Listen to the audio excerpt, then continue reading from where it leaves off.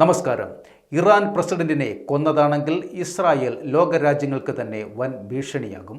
ഒരു രാഷ്ട്രത്തലവനെ തന്നെ ചതിപ്രയോഗത്തിലൂടെ ഇസ്രായേൽ ഇല്ലാതാക്കിയിട്ടുണ്ടെങ്കിൽ അതിന് ഉത്തരവാദികൾ ആര് തന്നെയായാലും അവർ അനുഭവിക്കുക തന്നെ വേണം. പുറത്തു വരുന്നത് ഇറാൻ പ്രസിഡന്റ് കൊല്ലപ്പെട്ട സംഭവമാണ്. ഇന്ത്യയുമായും ഏറെ അടുപ്പം സൂക്ഷിക്കുകയും തന്ത്രപ്രധാനമായ ചബഹാർ തുറമുഖം 10 വർഷത്തേക്ക് ഇന്ത്യക്ക് വിട്ടു നൽകുകയും ചെയ്ത കരാറിന് നിർണായക പങ്കുവഹിച്ച ഇറാൻ മുൻ പ്രസിഡന്റ് ഇബ്രാഹിം റൈസി ഹെലികോപ്റ്റർ അപകടത്തിൽ മരണപ്പെട്ടത് 2024 മെയ് 20-നാണ്.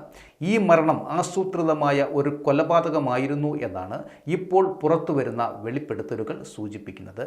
ലോകത്തെ തന്നെ ഞെട്ടിപ്പിക്കുന്ന വെളിപ്പെടുത്തൽ ആണിത് എന്നതും നാം അറിയേണ്ടതുണ്ട്. ഇറാനിലെ സായുധ സംഘമായ ഹിസ്ബുള്ളയ്ക്കെതിരെ ഇസ്രായേൽ ആസൂത്രണം ചെയ്ത് നടപ്പാക്കിയ പേജർ വോക്കി ടോക്കി സ്ഫോടനങ്ങളിൽ 39 പേർ കൊല്ലപ്പെടുകയും 3000 പേർക്ക് പരുക്ക് ഏൽക്കുകയും ചെയ്ത സംഭവത്തിനു പിന്നാലെയാണ് പുതിയ വെളിപ്പെടുത്തലുകളും ഉണ്ടായിരിക്കുന്നത്. ഇറാൻ മുൻ പ്രസിഡന്റ് ഇബ്രാഹിം റൈസിയുടെ മരണത്തിനിടയാക്കിയ ഹെലികോപ്റ്റർ അപകടം ആസൂത്രിതമായി നടപ്പാക്കിയതാണെന്നാണ് സംശയിക്കുന്നത് എന്ന് ഇറാനിലെ പാർലമെന്റ് അംഗം അഹമ്മദ് ബക്ഷയഷ് അർദേസ്താനിയാണ് രഹസ്യാന്വേഷണ ഏജൻസിയെ ഉദ്ധരിച്ച് വെളിപ്പെടുത്തിയിരിക്കുന്നത്. ഇബ്രാഹിം റൈസി ഉപയോഗിച്ചിരുന്ന പേജർ പൊട്ടിത്തെറിച്ചതാണ് അപകടത്തിന് ഇടയാക്കിയത് എന്നാണ് അഹമ്മദ് ബക്ഷയഷ് ആരോപിക്കുന്നത്.